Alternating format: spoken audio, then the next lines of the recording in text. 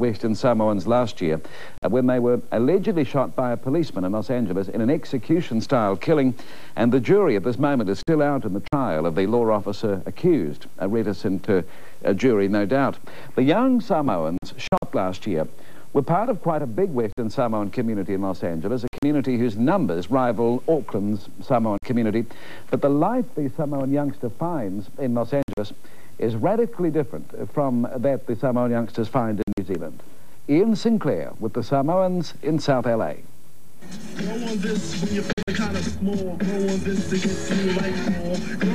They call them OGs, old gangsters, veteran street fighters with lifelong affiliations to the gangs of South LA. But what sets these old boys of LA lawlessness apart is their nationality. Peter Madness at the wheel and Mr. Lama are Samoan. Come here, LA! In their gangstermobile, the OGs cruise the suburb of Carson, where bravado is all important. Even the hydraulic suspension is rigged to impress. But for these high rollers, life can be short.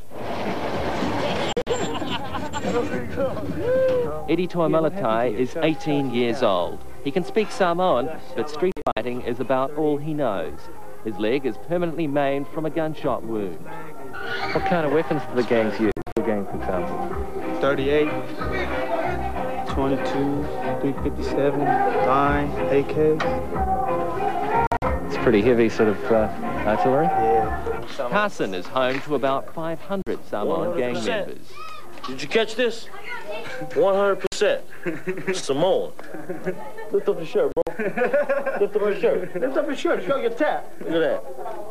Samoan. Any other questions about our race? The streets of South LA look much the same as the streets of South Auckland, but the Samoan lifestyle here is a world apart from that of Otara or Apia. About 70,000 Samoans were lured here for the same reasons others went to New Zealand: a better education and a bigger future. Samoans who chose America over New Zealand have found a lethal difference: guns and drugs. And a land where racial tension means fighting it out in the streets. This is Scott Park.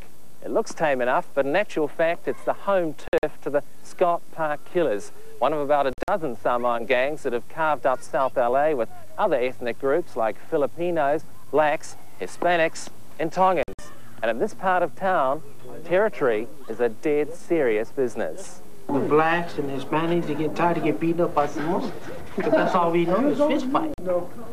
You know, and the only way they could to retaliate on us is to get their guns. And here we are, we want a fist fight, and they want to shoot us. So now it's the tables have turned, and that we got handles to anything. You know, anything that's off the street, an AK, an M16, a grenade, or anything. Waikiki Simi is a reformed gang member. He's seen the contrast between American and New Zealand Samoans. One of the brothers, one of the G's that brought his cousin from New Zealand, he stayed with him for about a month. And the guy, you know, he was like shocked.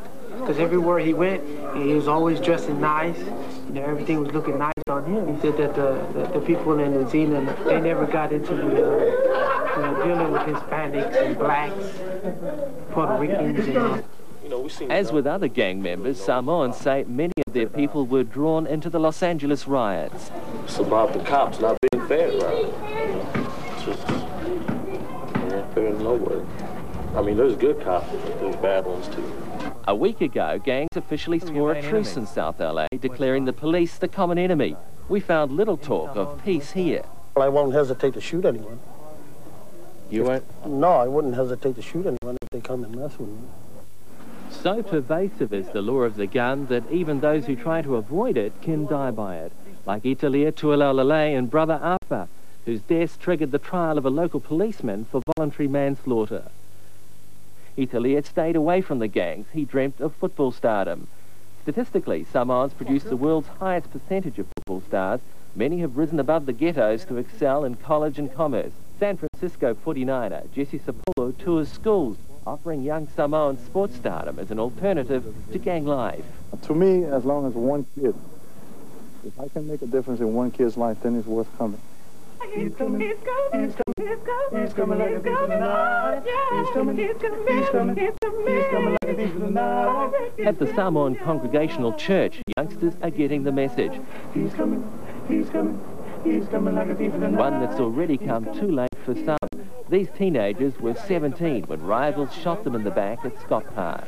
We have to make them occupied, because if you don't have any activities for these kids, they will find an excuse to go out there. And then, the kids, they have to do something. Elders have found those families that lose their culture are most vulnerable.